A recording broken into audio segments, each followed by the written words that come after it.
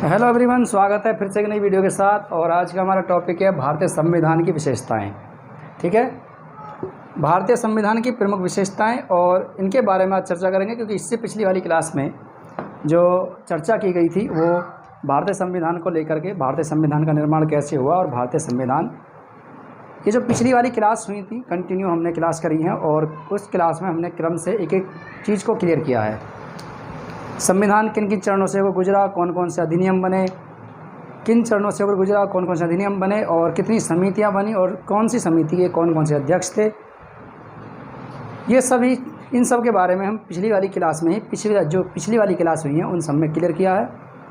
आज भारतीय संविधान की प्रमुख विशेषताओं के बारे में चर्चा करेंगे। विशेषताएँ और भारतीय संविधान में विदेशी स्रोत, विदेशी संविधान का क्या क्या प्रभाव पड़ा, विदेशों से क्या क्या लिया गया, किस देश से क्या लिया गया था, इनके बारे में चर्चा करेंगे। देखिए, भारतीय संविधान की बात करें, देखिए सबसे बड़ी प्रमुख विशेषता भारतीय संविधान की है इसका विशाल होना। ठीक है, भारतीय संविधान की सबसे प्रमुख विशेषता है इसका विशाल होना, कि भारतीय संविधान जो विश्व में सबसे बड़ा लिखित संविधान है।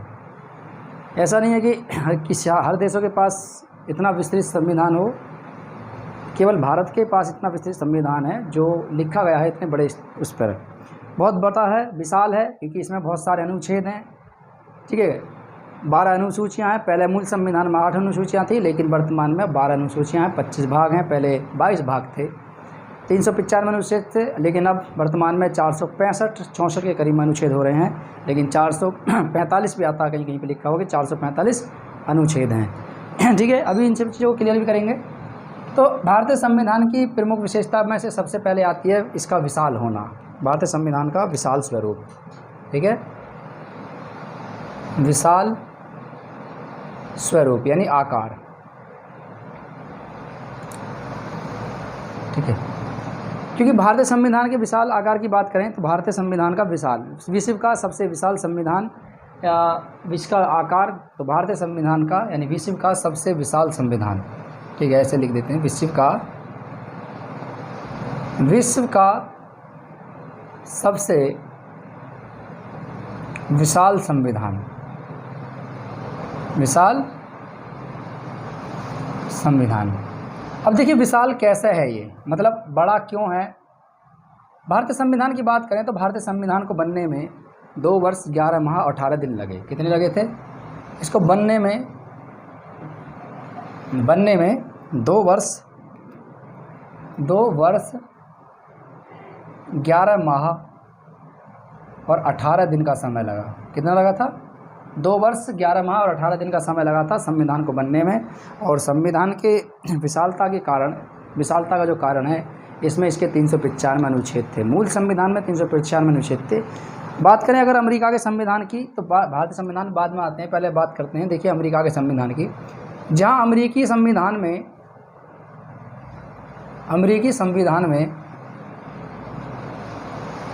में मात्र 7 अनुच्छेद हैं, 7 अनुच्छेद इन आर्टिकल। ठीक है, मात्र 7 अनुच्छेद हैं अमेरिकी संविधान में, मात्र 7 अनुच्छेद हैं। ऑस्ट्रेलिया के संविधान की बात करें तो ऑस्ट्रेलिया के संविधान में मात्र 128 अनुच्छेद हैं। कितने अनुच्छेद हैं? ऑस्ट्रेलिया के संविधान में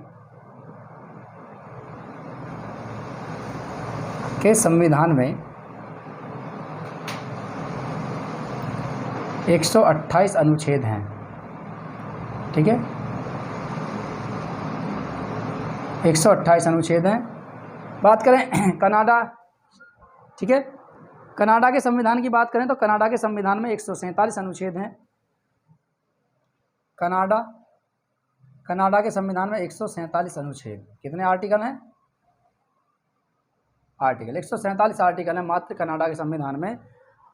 वहीं अफ्रीकी संविधान की बात करें तो अफ्रीकी संविधान में 253 अनुच्छेद हैं। कितने अनुच्छेद हैं? 253 अनुच्छेद अफ्रीकी संविधान में। ठीक है, अफ्रीकी संविधान में 253 आर्टिकल हैं, अनुच्छेद हैं।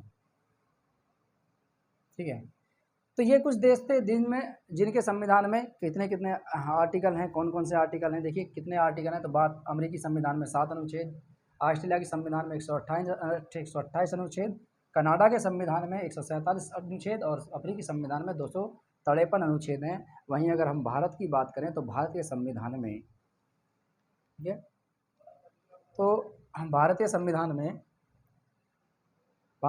की बात करें, बंद कराएं, भारतीय संविधान में तो भारतीय संविधान की बात करते हैं। भारतीय संविधान, तो भारतीय संविधान में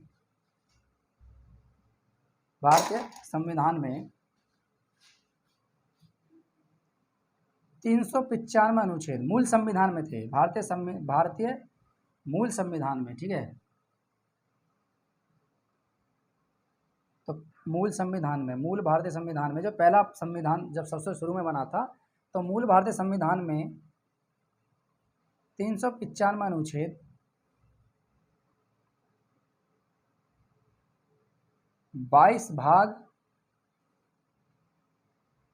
तथा 8 अनुसूचियां थीं। कितनी थी? 8 अनुसूचियां थी। वहीं वर्तमान में अगर बात करें तो वर्तमान में भारत के, ये मूल संविधान था। वर्तमान में भारत की बात करें तो वर्तमान में संविधान में, तो वर्तमान संविधान में 465 भी आता है, देखिए कहीं लिखी हुई 465 भी आता है और 446 भी है। कितना है?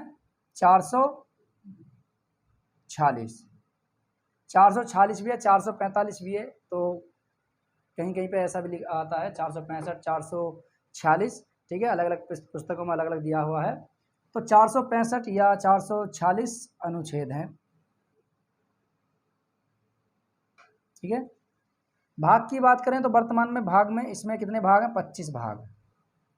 कितने? 25 भाग। और अनुसूचियों की बात करें तो अनुसूचियां कितनी हैं? वर्तमान में अनुसूचियां हैं 12 शेड्यूल हैं। कितने हैं? 12 अनुसूचियां हैं।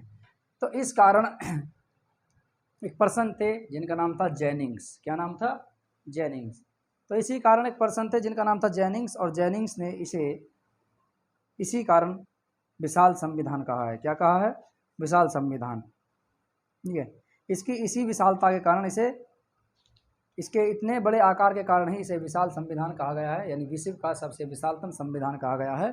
किसके अनुसार? जेनिंग्स के अनुसार, ठीक है, आइवर जेनिंग्स, ठीक है।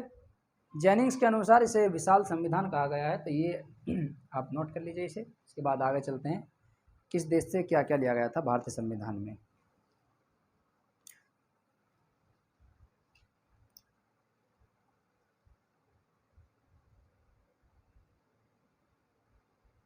चलिए नेक्स्ट की बात करते हैं। नेक्स्ट जो आता है इसमें, भारतीय संविधान पर विदेशी प्रभाव। अब विदेशी प्रभाव यानी क्या क्या, किस देश से क्या क्या लिया गया था। यहाँ विदेशी देश लिखे हुए हैं मैंने, जो देश, ठीक है, जो बाहर के देश हैं, क्या कहाँ से क्या लिया गया था, स्रोत यानी प्रभावित भारतीय संविधान। तो पहले बात करते हैं ब्रिटेन की। किसकी बात करते हैं? ब्रिटेन, ठीक है। चलिए ब्रिटेन की बात करते हैं। तो ब्रिटेन,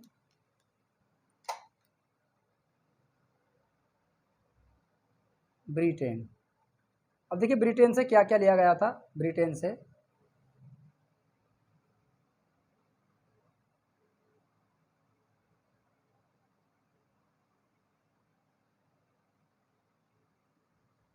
ठीक है, ब्रिटेन की बात करें तो ब्रिटेन से लिया गया संसदीय, ठीक है, संसदीय प्रणाली की सरकार। तो संसदीय शासन प्रणाली यहीं से ली गई है, पहली बात। तो संसदीय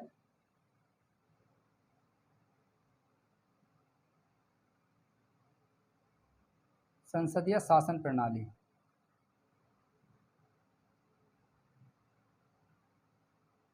ठीक है, संसदीय शासन प्रणाली यहीं से ली गई है।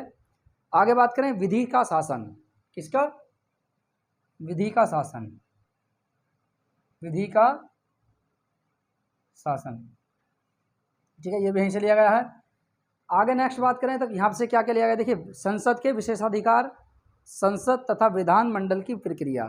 तो संसद के विशेषाधिकार, संसद तथा विधानमंडल की प्रक्रिया, ये सभी कहाँ से लिया गया है? इंग्लैंड से लिया गया है। तो संसद के विशेषाधिकार, संसद के विशेष अधिकार,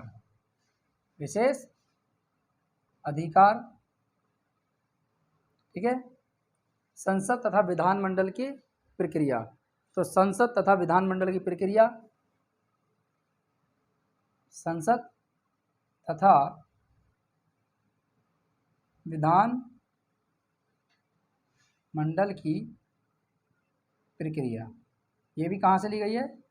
इंग्लैंड से। संसद तथा विधानमंडल की प्रक्रिया, ये भी इंग्लैंड से ली गई है। आगे बात करें तो आगे क्या लिया गया है, देखिए यहाँ से विधि के समक्ष समानता, यानी कानून के विधि के समक्ष समानता, कानून के समक्ष समानता। तो विधि के समक्ष समानता, तो विधि के समक्ष समानता, ये भी कहाँ से लिया गया है? ये भी इंग्लैंड से ही लिया गया है, यानी ब्रिटेन से लिया गया है। मंत्रिपरिषद का लोकसभा में, मंत्रिपरिषद का लोकसभा के प्रति उत्तरदायी होना, ये भी कहाँ से लिया गया है? तो मंत्रिपरिषद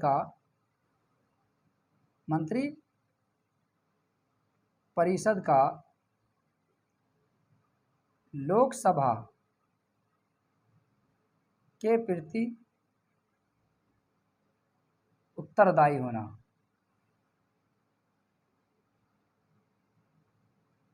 ठीक है। तो मंत्रिपरिषद का लोकसभा के प्रति उत्तरदायी होना, ये भी कहाँ से लिया गया है? ब्रिटेन से ही लिया गया है। राष्ट्रपति की संवैधानिक स्थिति, राष्ट्रपति की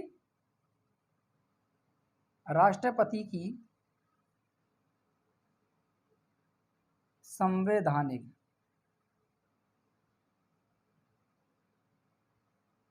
स्थिति, ठीक है। आगे की बात करें तो एकल नागरिकता, एकल नागरिकता, एकल नागरिकता का प्रावधान कहाँ से लिया गया है? ये भी ब्रिटेन के संविधान से ही लिया गया है। तो देखिए एक बार फिर से देख लेते हैं। संसदीय शासन प्रणाली, विधि का शासन, संसद के विशेष अधिकार, संसद तथा विधानमंडल की प्रक्रिया, क्या क्या प्रक्रिया होती है, कैसे कैसे होती है, ये भी कहाँ से ली गई है? इंग्लैंड से ली गई है।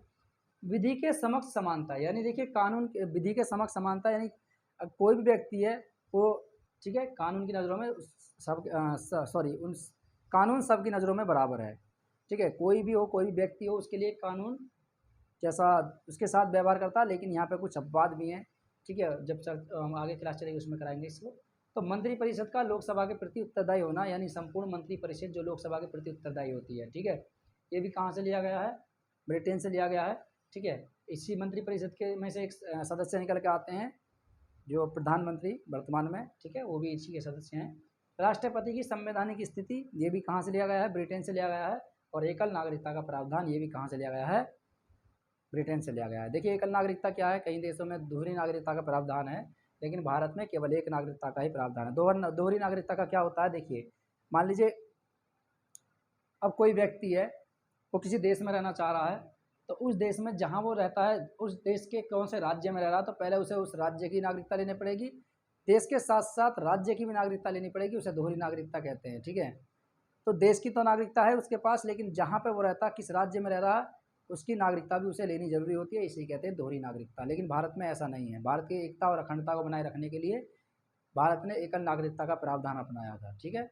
एकता और अखंडता को बनाए रखने के लिए भारत ने एक किसका प्रावधान अपनाया है? एकल नागरिकता का। अमेरिका में दोहरी नागरिकता का प्रावधान है, जबकि भारत में केवल एकल नागरिकता का ही प्रावधान है। ये भी कहाँ से लिया गया है? इंग्लैंड से लिया गया, ब्रिटेन से लिया गया। आगे बात करें अमेरिकी संविधान से क्या क्या लिया गया है। देखिए अमेरिकी संविधान की बात करें, नंबर 2 अमेरिकी संविधान, अमेरिकी संविधान से। तो अमेरिका से क्या क्या लिया गया है? देखिए अमेरिकी संविधान से क्या क्या लिया गया है। पहला है मौलिक अधिकार, यहीं से लिए गए हैं। फर्स्ट आता है मौलिक अधिकार, क्या आता है? मौलिक अधिकार। मौलिक अधिकार कहाँ से लिए गए हैं? ये अमेरिका से लिए गए हैं। मौलिक अधिकार के साथ साथ देखिए मौलिक अधिकार, सर्वोच्च न्यायपालिका की व्यवस्था, सर्वोच्च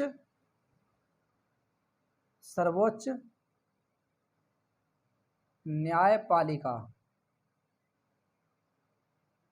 की व्यवस्था,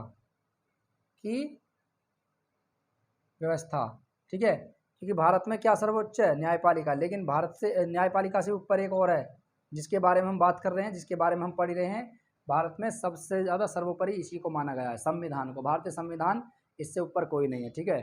सर्वोच्च न्यायालय कोई भी नहीं, लेकिन सर्वोच्च न्यायपालिका की व्यवस्था कहाँ से ली गई है? अमेरिकी संविधान से। न्यायिक पुनरावलोकन, ठीक है, न्यायिक पुनरावलोकन, न्यायिक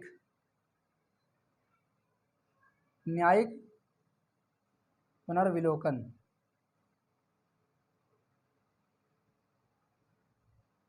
तो न्यायिक पुनर्विलोकन का प्रावधान कहाँ से लिया गया है? ये भी अमेरिका के संविधान से ही लिया गया है। और इसके साथ साथ क्या लिया गया है? देखिए, राष्ट्रपति पर महाभियोग।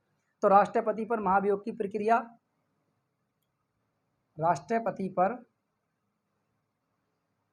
महाभियोग, ठीक है, महाभियोग की प्रक्रिया। देखिए, एक बात और ध्यान रख लीजिए, महाभियोग केवल एक ही व्यक्ति पर लगता है, पूरे भारत में केवल एक ही व्यक्ति पर लगता है, और वो भी सिर्फ राष्ट्रपति, ठीक है। राष्ट्रपति के अलावा किसी पर और पे महाभियोग नहीं लगता, इसके बात को क्लियर रख लेना। कहीं कहीं पे क्वेश्चन ये भी कर देते हैं, कुछ बच्चे बहुत गलत करते हैं कि जो भारत का महा न्यायवादी होता है, ठीक है, जो सुप्रीम कोर्ट के जज होते हैं, उन पर भी महाभियोग की प्रक्रिया लगती है। ये गलत है, उन पर महाभियोग की प्रक्रिया नहीं लगाई जाती है, ठीक है। वहाँ पर उनके लिए पदच्युति शब्द का प्रयोग किया जाता है, ठीक है। लेकिन महाभियोग की प्रक्रिया केवल एक ही व्यक्ति पर लगती है, वो भी राष्ट्रपति पर। तो याद रखना, गलत मत कर देना। तो राष्ट्रपति पर महाभियोग की प्रक्रिया कहाँ से ली गई है? ये भी अमेरिका के संविधान से ली गई है। उपराष्ट्रपति की व्यवस्था, उपराष्ट्रपति की व्यवस्था, उपराष्ट्रपति की व्यवस्था,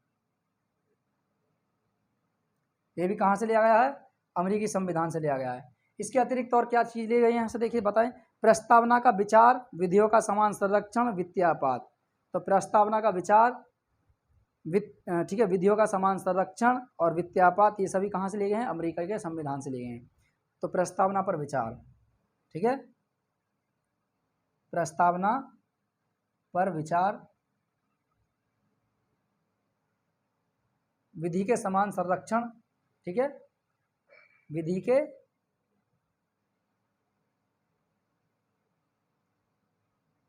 समान संरक्षण, ठीक है। और क्या लिया गया है यहाँ से? देखिए, वित्तीय आपात। तो वित्तीय आपात भी कहाँ से लिया गया है? वित्तीय आपात, तो ये भी कहाँ से लिया गया है? अमेरिका के संविधान से, ठीक है। आप इसे नोट कर लीजिए।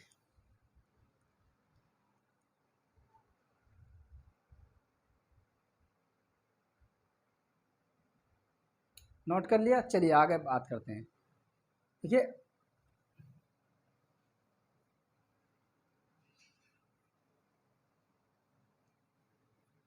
आगे बात करें, अगला देश ऑस्ट्रेलिया। ऑस्ट्रेलिया से क्या लिया गया है? देखिए, ऑस्ट्रेलिया,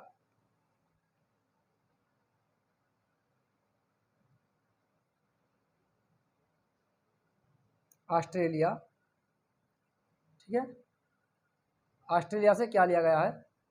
तो ऑस्ट्रेलिया से लिए गए, देखिए, समवर्ती सूची, ठीक है, समवर्ती सूची, समवर्ती सूची, केंद्र व राज्य के मध्य संबंध, केंद्र व राज्य के मध्य संबंध, राज्य के मध्य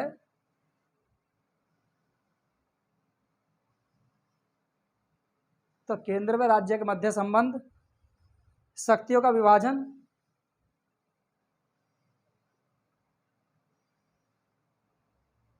शक्तियों का विभाजन, ठीक है, शक्तियों का विभाजन। आगे नेक्स्ट बात करें, शक्तियों के विभाजन के साथ साथ शक्तियों का विभाजन, तो शक्तियों के विभाजन के साथ साथ आगे नेक्स्ट बात करें, उद्देशिका की भावना,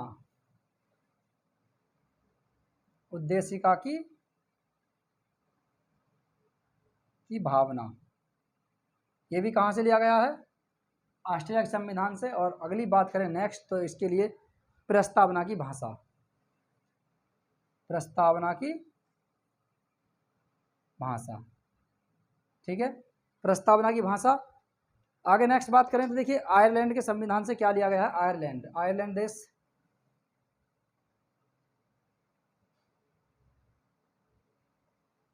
ठीक है। आयरलैंड से क्या क्या लिया गया है ये देखिए। देखिए यहाँ से जो लिया गया है, सबसे पहले तो आते हैं राज्य के नीति निर्देशक तत्व। ठीक है, राज्य के नीति निर्देशक तत्व। ठीक है, राज्य के नीति निर्देशक तत्व और इनके बारे में जो आर्टिकल 36 से लेकर के 51 तक का उल्लेख किया गया, 51 तक में, तो आर्टिकल 36 से लेकर के 51 तक। ठीक है, तो राज्य के नीति निर्देशक तत्व हैं। राष्ट्रपति के निर्वाचन के लिए निर्वाचक मंडल की व्यवस्था। ठीक है, तो राष्ट्रपति के निर्वाचन के लिए निर्वाचक मंडल की व्यवस्था। तो राष्ट्रपति के निर्वाचन के लिए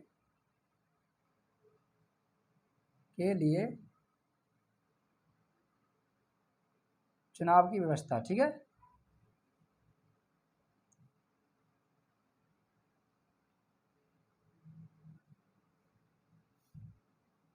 ठीक है। तो राष्ट्रपति के निर्वाचन यानी निर्वाचन मंडल की व्यवस्था किस प्रकार से, चुनाव की व्यवस्था, सॉरी निर्वाचक मंडल की व्यवस्था। ठीक है, निर्वाचक मंडल के लिए निर्वाचक मंडल की व्यवस्था। ठीक है, तो राष्ट्रपति के निर्वाचन के लिए निर्वाचक मंडल की व्यवस्था। आगे नेक्स्ट बात करें तो राज्यसभा में विशिष्ट व्यक्तियों के मनोनयन की प्रणाली। तो राज्यसभा में